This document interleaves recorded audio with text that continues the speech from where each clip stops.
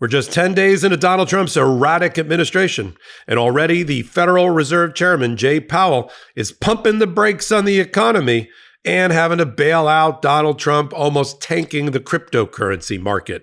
He did it all at his Wednesday weekly briefing. I'll talk about it now. He's the one federal employee that Donald Trump would love to fire, but won't be able to. Let's break it all down here on Legal AF, the YouTube channel, where we sit at the intersection of law, politics, and this time, the economy. Federal Reserve Chairman is supposed to be bipartisan. He's supposed to be independent. He is supposed to be somebody that survives administrations. Donald Trump can't wait to get rid of him, but thank God Jay Powell is in his chair because he's making the decisions about the economy. He's keeping it anchored. He's keeping it tethered to reality. And he took one look at Donald Trump's erratic policies around immigration, tariffs, foreign trade, wars, domestic policy, the impoundment of funds, the crimping of the ability of the U.S. government to impact the economy because they're no longer funding large aspects of it, or they've tried to freeze it. And Chairman Powell said, enough. I mean, this is my translation. What he said Wednesday to the markets was, I'm not lowering rates. I'm not lowering rates until I get a handle on these new policies, all in flux because of Donald Trump. That's a nice way of saying we have an erratic president who could tank the economy, and I'm not going to put my foot on the gas while he does it. In other words, I'm not going to put kerosene on the fire until I figure out in what direction he's taking.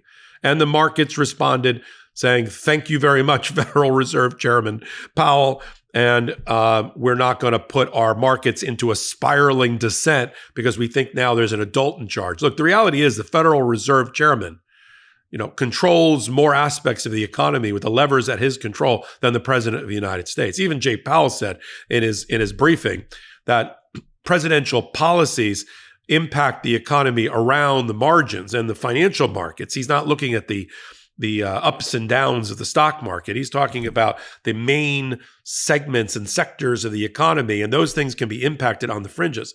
But Donald Trump's attempts to pull the government out of the economy, because that's what Donald Trump's doing. He's offering to pull the government out of the economy. The government and its spending for social programs, for grants, for loans, for Medicare, Medicaid, entitlements, student loans, for not-for-profits, its investments, and all of those things. Those things keep the economy humming. When you pull back foreign aid, that means the economy is not humming as much because the military-industrial complex is not being benefited. The technology sector is not being benefited. The computing sector is not being benefited.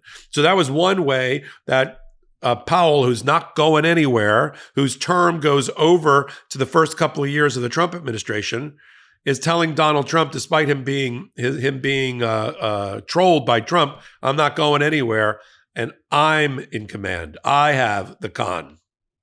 Then he helped out the cryptocurrency market that went into a tailspin because what they thought was their partner, their buddy about cryptocurrency screwed them over in his inaugural address and screwed them over in the first executive order about cryptocurrency. The cryptocurrency, rightly so, believed they bought and paid for a president, along with Elon Musk. They gave his presidency, his campaign, hundreds of millions of dollars in order to have what Donald Trump's own family called the golden era of cryptocurrency. I mean, Donald Trump has meme coins that he's out there selling to grift and obtain foreign investment into his life, into his orbit, and make tons of money. He owns a cryptocurrency platform. He promotes cryptocurrency.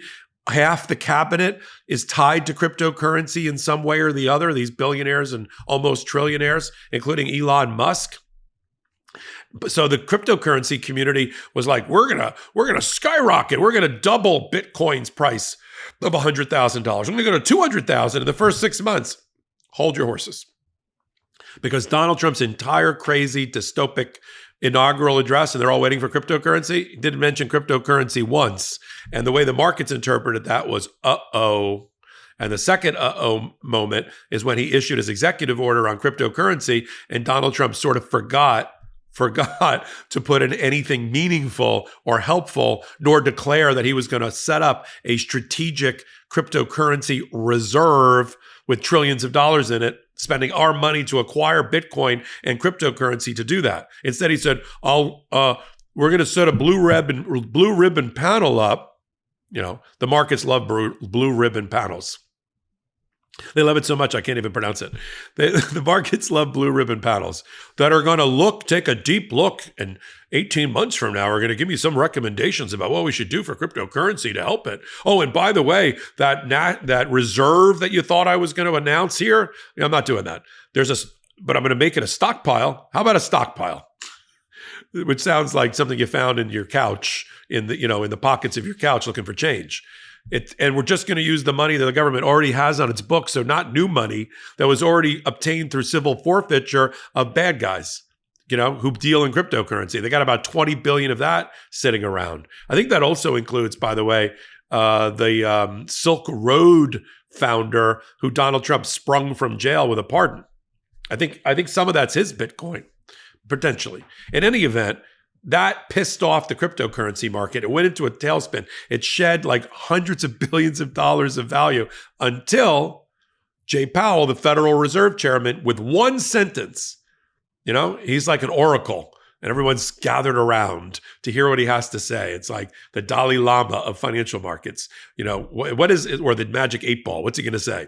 And what did he say was he sees no reasons why banks can't have cryptocurrency accounts and trade in cryptocurrency and have it as part of their asset base as long as they do appropriate risk management around it. In other words, he's giving the green light to traditional banks, the JP Morgans, the Chases, the Wells Fargos, the Truists, fill in the blank, whatever your bank is, to have on their balance sheet as assets cryptocurrency. That is different than some of the leaders in banking who saw cryptocurrency as a threat and didn't want it on their balance sheet and said it was too unstable and too risky.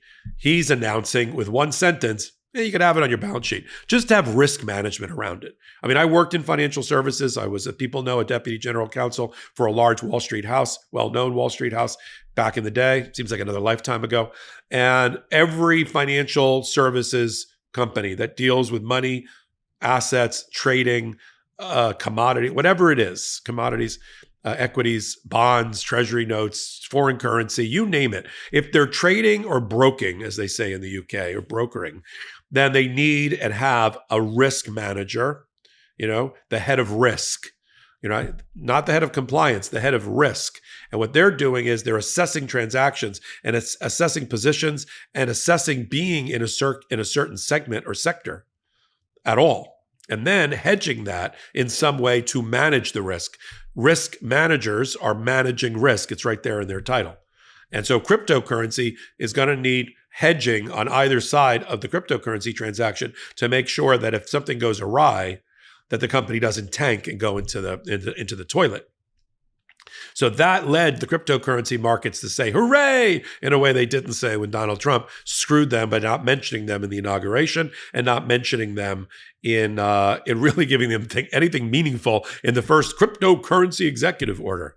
So this is a long, we'll call it a long troll, like a long grift. This is a long troll by Jay Powell, the Federal Reserve Chairman, who's not going anywhere. He's one of the few. The FBI, by the way, the FBI director didn't have to go anywhere either, Christopher Wray, but he decided to go somewhere and leave early and leave it to Kash Patel and an acting FBI director. But when you're talking about the economy and the levers of the economy and not tanking the economy, I'm glad Jay Powell stayed. It's a profile in courage. He's doing the right thing. We support him here on Legal AF and on the Midas Touch Network. And there's different ways to support this channel. Hit the blue subscribe button. Help us build to 500,000 before our 5-month birthday. We're getting there. Only with your help. I'm doing the curating, but you're doing the watching, the listening, and being involved. We really appreciate you. Pick me up on new podcast, Popok Live, every Tuesday at 8 p.m. on the Midas Touch Network. 45 minutes, lots of topics. I take questions, I give answers, I don't take prisoners. Popok Live on Tuesdays, on Tuesday nights on the Midas Touch Network. And then, of course, our original OG podcast, Legal AF, on Wednesdays and Saturdays at 8 p.m. Eastern Time, and wherever you pick up podcasts, your podcast from, whatever audio podcast from. So until my next contribution to all things Legal AF, now on a full-time basis, I'm Michael Popok, and I'm reporting. In collaboration with the Midas Touch Network, we just launched the Legal AF YouTube channel. Help us build this pro-democracy channel where I'll be curating the top stories at the intersection of law and politics. Go to YouTube now and free subscribe at Legal AF MTN. That's at Legal AF MTN.